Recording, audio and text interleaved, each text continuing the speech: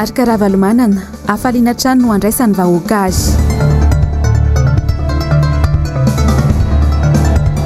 Teto-bolam-panjakana 1 manantena ny loholona hijery izay tena mahasoa ny vahoaka ny firaisamoa ny pirenena.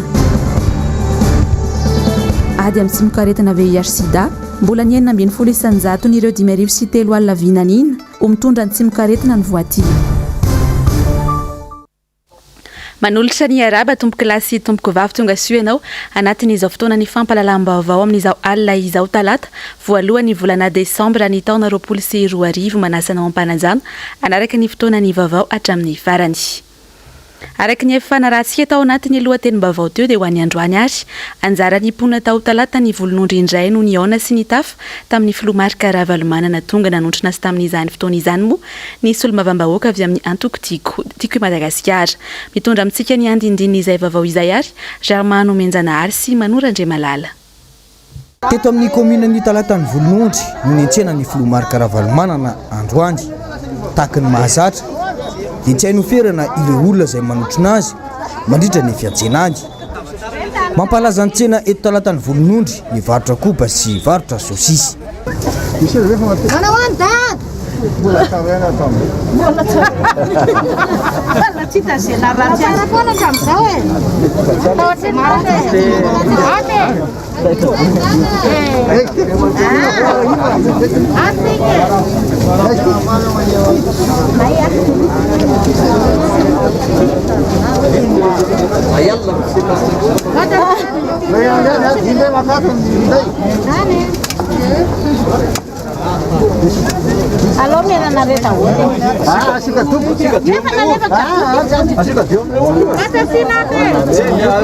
Isan'ny mampiavaka ny filoha Marika Ravalomanana ny fanampiana ny ankizy mpianatra rehefa miantsena tahaka izao.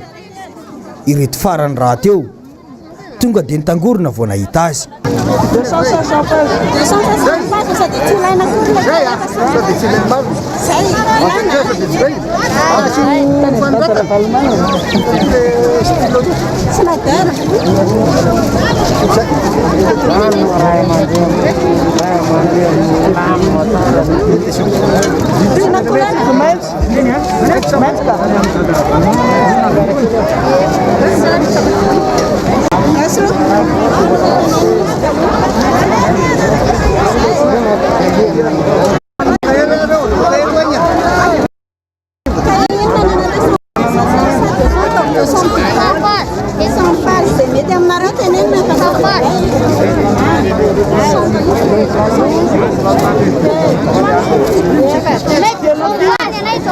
Afa ihany dada hoy ireo ray aman-dreny izay tonga ny antsena teto.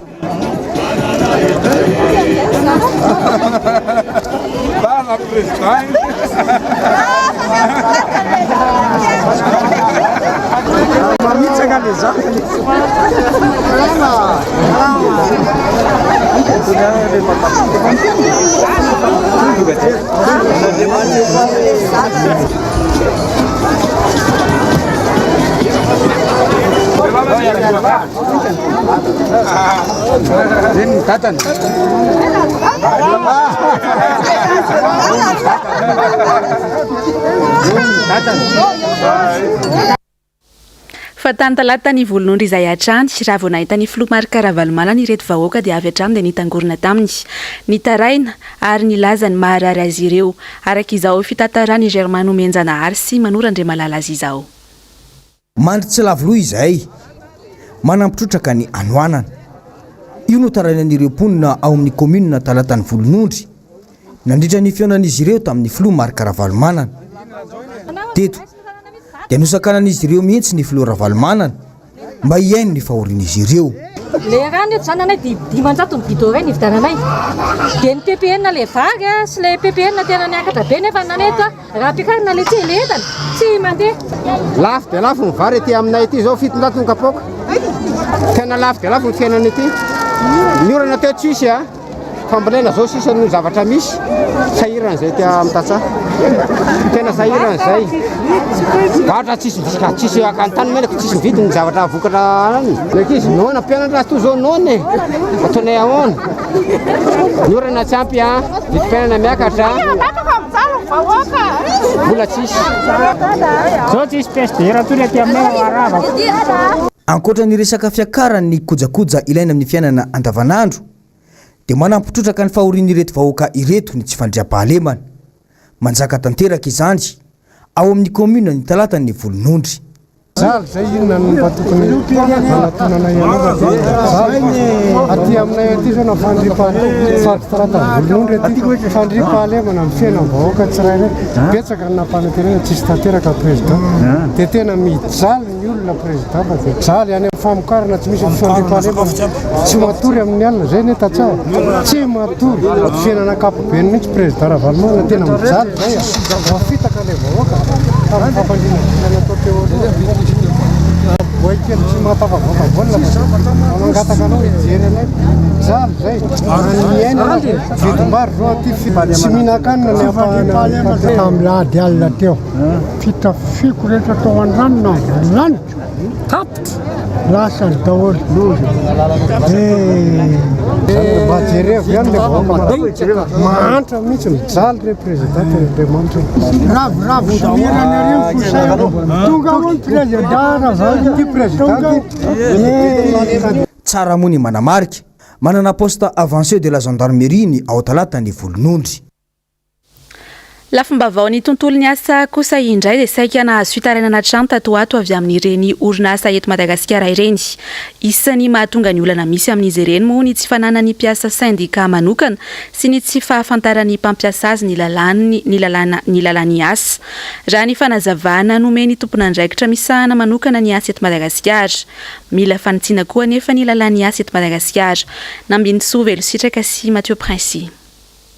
Vahaolana ho fampandehanan'ny asa na ho an'ny mpiasa tena na ho an'ny mpiasa eo anivon'ny orinasa iray ny fametrahana drafitr'asa sy fananganana syndikan'ny mpiasa raha nambarany teo anivon'ny vondrona iraisam-pirenena misahana ny asa na ny OIT sy ny vondrona misahana ny asa amin'ny ankapobeny eto Madagasikara na ny CTM izany. Mbola vitsy ireo mpiasa nanantanteraka izany ka mahatonga ny fitarainan'ny mpiasa ho tsy voaray ary tsy misy mijery akory eto Madagasikara.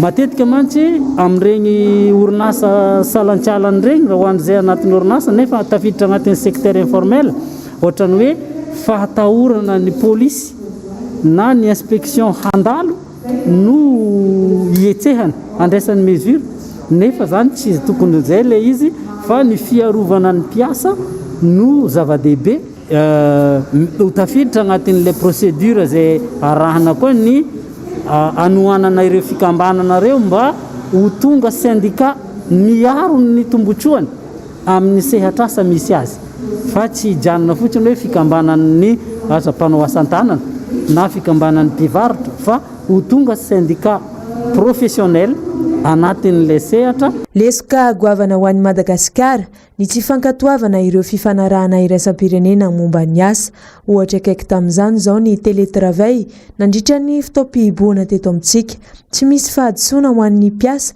amin'ny mahampanantanteraka azy ireo raha ny fanazavana voaray fa ireo mpampiasa no mila manaraka ny lalàn'ny asa sy manaja ny zon'ny mpiasa. Mbola tsy vitatsika ny fankatoavana ny fifanarahana iraisam-pirenena na ny convention internationale 155 izay fototra iengan'ny fametrahana araka ny tokony izy zany convention izany SST zany eo amin'ny tontolo ny asa zay zany agnisany fahabangana gezabe ho an'ny Madagasikara ny tsy nahafahany nankatoa ilay convention 155 io hatramin'izay. Anisan'izay koa ny convention 161 any OIT koa io mbola tsy vitatsika ny fankatoavana. Zany hiditra amin'ny fankatoavana atsika dia mazava ho azy zany fa tsy maintsy misy ny fanatsarana ny lalàna anatiny mifehy ny fahasalamana sy ny aroloza eto amintsika. Fanavaozana ny lalàna momba ny asa no mila tanterahina eto Madagasikara mba hisitrahany mpiasa rehetra ny zony feno ho ny teo anivon'ny vondrona iraisam-pirenena misahana ny asa na ny OIT. fa isaky ny voalohany volana desambra toy izao moa no fankalazana ny andro maneran-tany natokana ho an'ny ady amin'ny tsimoka aretina VIH sy ny sida ho an'ny androany izany. Ho ny loha-hevitra tamin'ity taona ity dia mahakasika indrindra ny hoe firaisan-kina maneran-tany sy andraikitry ny tsirairay. Nambinitsoa Velositraka sy Mathieu Prince Atrany. Tafiditra ao anatin'ireo firenena tsy mbola nandresin'ny tsimoka aretina VIH sy ny aretina sida i Madagasikara. Mitondra io tsimoka aretina io ny 8.300 mponina eto amintsika raha ny antotanisa voaray avy amin'ny sampandraharaha misahana manokana ny arety mifindra eto Madagasikara ka ny ahitana trangabetsaka indrindra dia ny eto andrenivohitra sy ny any amin'ireo faritra be mpizahan-tany ary any amin'ireo faritra be mpitrandraka arenan-kibon'ny tany. Atao fiarovana amin'ny faritany tsimoka aretina VIH any amin'ny zaza ao am-boka ho an'ny reny bevoka izay mitondra ny tsimoka aretina ihany koa.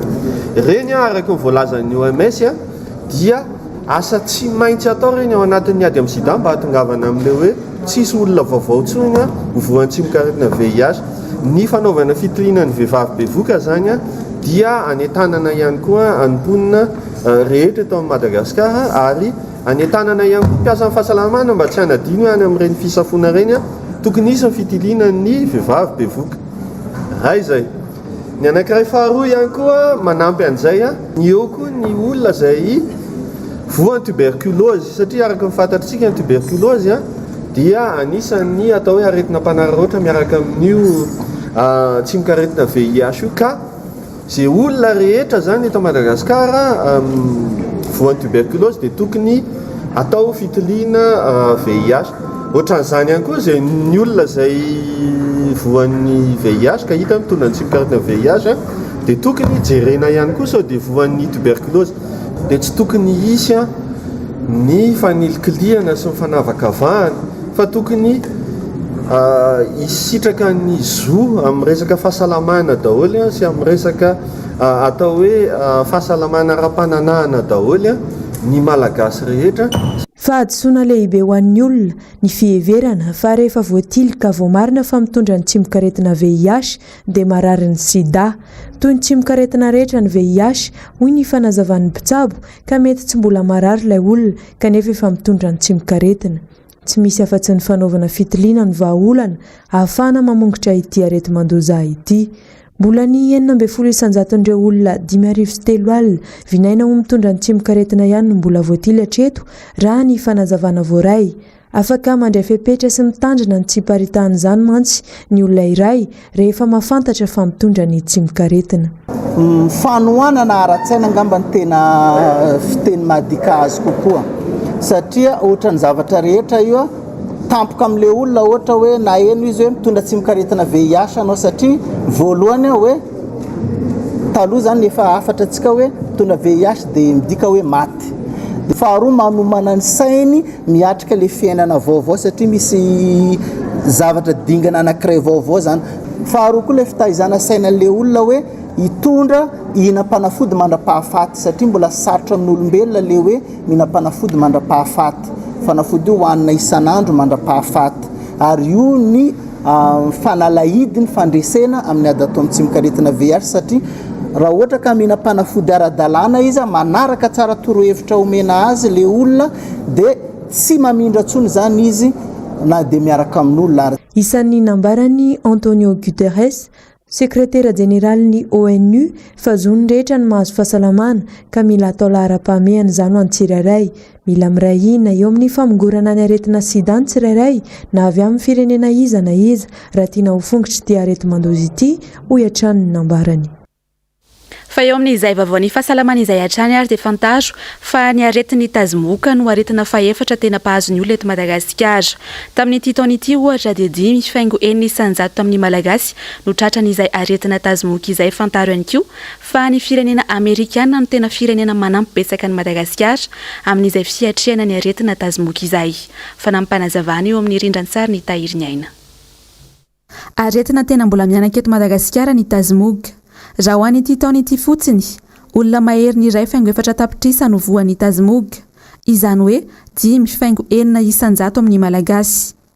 Faritra roa eto Madagasikara no tena ahitana tahavo ny tazimoka dia ny distrikany Toliara faharoa, Sakara ary Betuka Atsimo any amin'ny faritra Atsimo andrefana ary ny distrikany Iosy sy akory any amin'ny faritra Iorombe. Ny firenena Amerikanina no mitondra fanampiana betsaka indrindra ho an'i Madagasikara eo amin'ny lafiny ara-pahasalamana. $2.7 isan-taona no fanampiana azontsika eo amin'ny asa ara-pahasalamana avy amin'ny sampandrara Amerikanina misana ny fampandrosoana iraisam-pirenena na ny USAID. $4.7 natokana ho an'ny fisorohana sy fitsaboana ny tazimoga. Nanomboka ny taona 2024 nisy ny hetsika famindrahana fanafody, ny atitrano na ny antsoina ihany koa hoe kaid. Mahafaty ny moka izay mikasika ny toerana voafendraka ny ody moka izay voamary ny sampandrara ny firenena mikambana misana ny fahasalamana na ny OMS izany. Azo antoka ho an'ny olombelona ary mandaitra mandritra ny 7 ka hatramin'ny 20 volana sy mahafaty 20% ny moka. Efa niantomboka ny hetsika kaid tamin'ity taona ity ka farafahakeliny 20% no ofendrahana fanafody amin'ireo trano fonenana amin'ny distrika 5 ahitana Tahavo ny Tazimoga. Iari-ponina ray faingo ray tapitrisa eo ny hetsika ahitana vehivavy bevoka 3.5 alina ary zaza latsaky ny 5 taona mahery ny roetsy. Eo amin'ny lafim-baovao fatanteraka kosa indray ary dia efa mameno ny tsena eto Antananarivo amin'izao ny letisia. Tsara ny vokatra tamin'ity taona ity saingy dia nitotongana be kosa ny vidiny. Fanampanazavana eo amin'ny sary sy rendran-tsary ny tahiry anatrany. Ny volana novambra teo nanomboka ny kampaina ny letisia. Efa mifamezivezy ihany koa ny fiarabe mpitatitra eto Anosibe. Raha ho an'ny Sylvain manokana izao, mahazaka 500 karabo eo ny kamiaony ary any Vatomandry sy Manoro ny fakany letisia amidy. Indroa isan-kerinandro izy ny tonga eto. Tsy toy ny isan-taona ny tsena tamin'ity, nitotongana be ny vidiny, ny vokatra nefa tena tsara. Ny vidiny aloha zany tamin'ity aloha somary ratsiratsy satria tsisy ny ondrana tsy dia betsaka ny ondrana zany dia ratsiratsy ho an'ny tsena eto anatiny. Manodididina raha hoe raisina amin'ny kilao zany zao eo amin'ny 500 eo zany ny kilao. Avy aty apotony eto an-tsena eto Anosibe zao.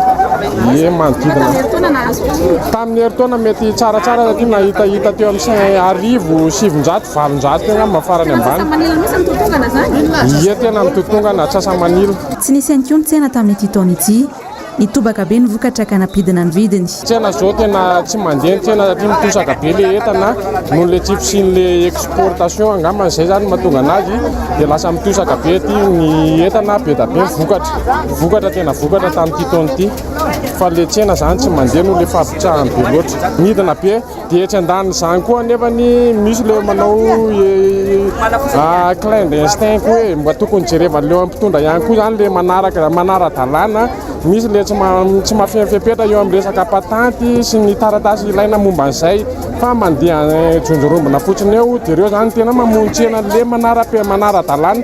Le manara-dalàna zany tena maty be satria mandoa patanty, mandoa rehetrarehetra. Ankoatra ny olana ny tsena, olana ho an'ireto mpivarotra reto ihany koa ny fotodrafitrasa. Mamotaka izay tsy izy atao anaty tsena, mitobaka be ihany koa ny fako.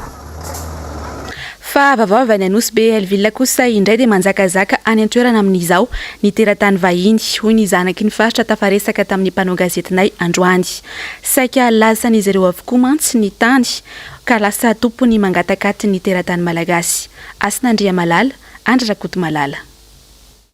Manjakazaka ao Anosibe Elville ny teratany vahiny hoy ny zanaky ny faritra nandalo eto an-drenivohitra. Magaga hoy izy ireo fa tompony mangatakaty ny malagasy. Raha resaka faranatany any Anosibe no asian-dresaka. Mampalailo ireo zanaky ny faritra ny zava-misy ary dia mampiteny mona satria dia omena tompon-dahany hatrany ireo teratany vahiny. Ny problema zao dia ny zanaka malagasy lasa mitaingina lakoky, manao clandestin, lasa mandeha any Mayotte satria fa tsisy avenir zany le Anosibe. Ka zay no problema ravainy ireo mpanambola karana sy vahiny zany le Anosibe dia tsy ekenay io. Zay loha tsy anaiky an'io. Nakory ataondreo, nakory ataondreo. Ny zavatra misy zao tompoko dia mampalahelo dia ity. Misy ny projet zay ananganana ny université ao Anosibe. Anefa ny tany zany hoe tany tokony fanarana amin'ny Sirama société d'État. Ny fanjakana ny tompony action ngeza indrindra amin'ny Sirama. Ny Sirama io dia misy direction générale. Ka raha vao lasa daholo ny tany dia irava io société. Tsy sokafana ny orinasa tsy omena le tany anaovana université lasa ny tany rehetra tsy atsangana ny université tsy omena ny tany anaovana extension ho an'le vahoaka zay fa omena ny vahiny ny tany. Ny trangan-javatra mampalaelo toy izao no tokony ampiarahany fanjakana lalàna saingy tsy mbola hita taratra izany hatreto. Raha izay ny vaovao avy any Anosy-be dia ny ho an'ny Mahajanga kosa indraisika amin'ny toy ny vaovao manaraka ity mbola mamiteraka savorovorotra amin'izao ny mahakasika indrindra ny fizarana ny vatsin-tsinjo avy amin'ny fanjakana. Tsy rehefa intsony mantsy tato ato ary taonanjavona tampoka ireo fanampiana tokony anampiana ny sahirana ho fiatrehana ny Covid-19. Tany Mahajanga ary dia velotaraina ny mpona ao mangarivotra sy nisy mpijery hatramin'izao sy ny mpanao gazety ny MBS avy any an-toerana samy mamonjy ary no manao fanadihadiana amintsika. Zao hitantsika amin'ny sary zao indray no mahazo ny mponina ny mangarivotra miandry ny vatsin-tsinjo. Nisy tokoa ny fijerenana ny fokontany natao isaka ny misy zavatra tahaka izao nefa dia miandry hatrany ny voakany Mahajanga. Raha nahitan'ity ireo mponina tato mangarivotra dia nilaza izy ireo fa tena marina ve ity vatsin-tsinjo azo ity sa manahoana? Fa tenena matetika mipetraka amin'ireo mponina ireo amin'ny anatin'ity fialarana ity izany teny izany. Maro izy ireo no nilaza na dia tsy nentina kanafeo aza fa matahotra sao dia voentsika ny fanjakana ihany koa, matahotra sao dia tsy mahazo vatsin-tsinjo ihany koa izy ireo. Manaraka izany ireto mponina ireto fa sao dia riarira indray izany vola azo eo anivon'izany vatsin-tsinjo omeny fanjakana izany. Manazafa ny manodidina zay ny lehibe ny fokontany eto Mangarivotra. Ohatra ny rehetrarehetra nisy tamin'ny tanàna rehetra fa misy ihany ny pahany mahazo, misy ihany ny pahany tsy mahazo. Misy antony ve zay? Zay antony zay aloha tsy fantatro fa dia mikarakara fotsiny hoe ataoko ny asa dia manaovana. Tsy voa zao ny mponina ny Mahajanga no voaribiriby resaka vatsin-tsinjo fa fony ela. Toy ihany koa ny resaka tosika fameno zay mbola andrasana hatramin'izao zay mbola tsy tonga ankehitriny eto Mahajanga.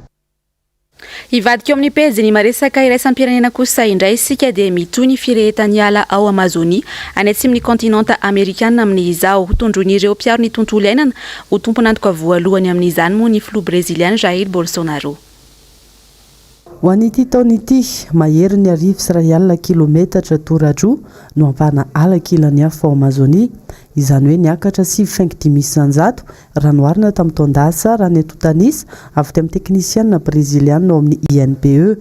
Tsy tratra ny tanjon'ny Brezila ny anena ny fandropahana ala hatramin'ny 730 kilometatra toradroa. Ho an'ireo mpiaro ny tontolo iainana, anisany hanimba ny alan'ny Amazonia ny politika ny filoha breziliana Jair Bolsonaro. Hatramin'ny nanomboan'ny fotoam-piasany ny tombony fitrandrana ny faritra toy ny fitrandrana renakibon'ny tany. Anhevitry ny filoha dia nandefa miaramila mono afo nanomboka ny fiandohan'ny taona 2024 hatramin'ny faran'ny volana aprila 2024.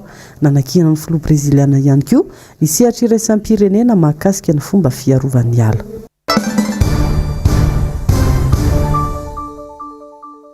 Eo amin'ny pejy politika ary sy dia nisy androany ny fiona ny loholona sy ny firaisamonim-pirenena eto Madagasikara mahakasika indrindra ilay volavolan-dalàna amin'ny fiaintetebolam-panjakana ho an'ny taona 2024 miantehatra amin'ny loholona moa ireo fiarahamonim-pirenena hijery akaiky izay ahasoa ny vahoaka marina ao anatin'ity volavolan-dalàna ity. Asin'Andria Malala sy Andry Rakotomalala. Nahatrahora maro ny fionana teo amin'ireo loholona sy ny fiarahamonim-pirenena maromaro tonga nanatrika ity fionana androany ity. Mitodika ao amin'ny atemerandolona indray mantsy ny sain'ny mpanara-baovao amin'ny fandiniana ilay lalàna ifeny ny tetebolam-panjakana ny taona 2024.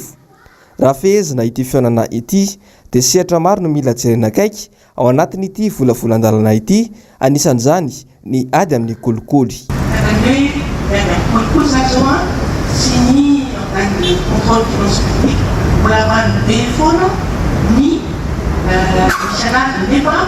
Parce que pas firenena kolikoly eo koa ny république mazakona hoe kolikoly tsy misy hita manahoana moa zay misy traduction zay manoloa ny finance hoe manana ny ampy ny système de corruption fantastique moa mba hoabetyzana piso mazava ny mandeha hoe modification normative ny koa zany mbola hoe toranay firenena ny position ni système anticorruption ni ceci bien encore ça me vient pas amin'ny fanitsina tsy mety satria misy fiatraikany be ary mety makena lavitra be mihitsy ny kolokolo ampiarina ny mpanitsinina ampatantsika fa nakatao député iny tsy misy nakatorako maraina nadirina mission juridique nampivaniny dia efa nakatao député. Ny filohan'ny Ateny Merandolona dia nilaza fa manam-panontaniana maro amin'ny ministry ny vola sy ny toe-karena ireo loholona. Tsara le manana hampo be hoe hiakatra be ny taux de croissance tsika miala avy any amin'ny IPA moins 3,8 izy teo dia tonga any amin'ny 4,5 lehibe zany ho antanina amin'izareo raha ohatra insiany ny fiorana hoe ahoana kay ny politika mpanjakana fa manao an'izany nefa ny mpandrarary eto menomeno tena tsy mandeha mahitsy ny zavatra atao ka iza zany ilay olona hitondra an'izay etsika lehibe ao anatin'ny fiarahamonina ara-économique et social zay atonga ny taux de croissance io amin'izay engany ho tonga le izy fa mba mila fahazavana zay mihaino secteur tourisme ianao mihaino ny agriculture ianao mihaino ny industriel ianao sepotra daholo izy rehetra. Fa mitoetra ny kosa ny tolona ao anatin'ny rodiben'ny mpanohitra ho an'ny demokrasia eto Madagasikara any Mahajangany ho an'ny androany dia nisy ny valan-dresaka no tanterahin'izy ireo any mpanao gazety. MBS Mahajanga no mitatitra amintsika ny andindiny izay.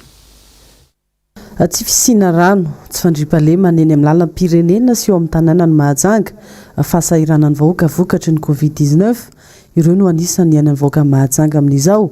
Tsy ity izay vokatry ny fampanantenan'ny filoha ankoatra ny fizirisirina na tanteraka fifidianana tsy manara-dalàna. Tiako Madagasikara zany dia manana ny règlement ny parti ka itsika ato anatin'ny antoko Madagasikara dia tokony tsy andray anjara araka ny baiko midina avy any amin'ny birao nasional amin'ny resaka fifidianana. Dia mazava ho azy fifidianana nandalo teo dia tsy ara-dalàna indrindra moa iny moa doublon iny mbola ho avy tantaran'iny ka noho izany dia tsisy maropoto ary tsisy hoe madio sy mangarahara ny fifidianana tonga teto. Dia izao moa ny vokany ka tapa-kevitra zahay rehetrarehetra indrindra moa zanaka ny Mahajanga tsy miverin-dalana rosiny dia tsy tanteraka ny fanamby rehetra izay ny atao ary avy koa zany dia ny tsy fandriam-pahalema ary vao herinandro mahery zay no nisy ny tomobile anaky 5 zany ravahan'ny dalo tao amin'ny faritra ny tsara tanàna. Noho izany zany ny fandriam-pahalemana dia tsy misy akory aloha hatreto ary ny zavatra nampanantenaina dia tsy tanteraka. Melaky Sofia Betsiboka any amin'ny faritra rehetrarehetra zany politika zany no tivety raha nitsakana mantanjona dia tsotra ny fandresen'ny vahoaka malagasy tsy navaky-tsakanavaka amin'ny jadona toy ny fitonam-panjakana. Hitantsika ny lalana ratsy, hitantsika ny ekôly ratsy, zavatra maro mandalo amin'ny provinsi Mahajanga. Promesy na nempotona tsy sy vita na diray ny teo ihany no simbatina. Tsara nisy tantaran'ny Mahajanga, ny Mahajanga no milatra raha anatin'ny bidon jaune. Atsika amin'ny teny zao bidon jaune maro amin'ny any amin'ny objeton tsisy jiro tsisy rano. Fa naneo ny heviny mikasika ny antso-jay sy ny raha-matahora misy eto Madagasikara kosa ho an'ny androany ny mpanao politika iray nambarany ary fa tsy fotoana ny raha-matahora intsony izao fa fotoana ny fifampianona. Asinandria Malala sy Andra Rakoto Malala. Tradradradrana atrany fa tany demokratika i Madagasikara atendromolotra fotsiny ihany zany raha zava-misy eto amin'ny firenena no jerena. Ny solombavam-bahoaka ny Madagasikara anao tatitra amin'ny vahoaka aza moa dia tsy avela manao ny asany izay voasoratra mazava ao anatin'ny lalam-panorenana. Arangaranga ny fanjakana anaovana raha matahora hatrany ny mpitandro filaminana isaky ny misy etsika toan'ny mpanohitra. Hatramin'ny filoha nasionaly ny antoko tim sady lehibe ny mpanohitra eto Madagasikara aza moa dia amenana mafy hatrany am-piangonana. Tsarona tsara fa tsy vao izao nisy endrika fampiroroana natao tamin'ny filoha Marika Ravalomanana. Ohatra zao tany Anosy-be Ravalomanana ny invitena ny hoe anokatra ny Magro sy ny Tiko any Anosy-be amin'izay mba hisy le asa dia tonga ny OMC dia nisakanana dia tsy normal io olona hiditra amin'ny tranony izy anokatra ny orinasany izy dia ahoana no sakisakanana elingelenina ohatran'io tsy mety. Le anankiray hitako tamin'ny télé omaly dia ohatrohatran'izay olona andeha hivavaka izy any amin'le fiangonana dia tonga indray ny miaramila ka eto dia mba miteny amintsika atsika maramila anareo gasy karaha zahay mitovy anay mihitsy dia mba jerentsika ny tombotsoa nyity firenena ity akory ataontsika mba hampandroso le firenena fa tsy hoe ny fanakisakanana olo na fanampisamborana olo zay no ataontsika fa jerentsika ino ny zavatra tokony atao. Mampametra-panontaniana ihany ity fihetsika ny fanjakana ity. Fanontaniana maro nipetraka ao anatin'ny saim-panarabavao dia ny hoe inona no antony mampatahotra ny fanjakana mijoro ara-dalàna, ny antoko-panohitra sy ny filoha Marc Ravalomanana? Inona no antony fandefasana mpitandro filaminana manara-dia ny filoha Marc Ravalomanana hatrany ampiangonana ireny? Tahotra sa tsy fatokisantena? Tapitrary ny fampalalam-baovao teto amin'ny MBS tamin'izao alina izao, mankasitraka anao tany an-tokantrano tany, nanaraka izany hatramin'ny farany tsy adinika ihany koa ny mankasitraka rehetra ny ekipan'ny MBS niarana natontosa izao vaovao izao. Mametraka ny veloma mandrapitafa rio amin'ny manaraka indray tompoko.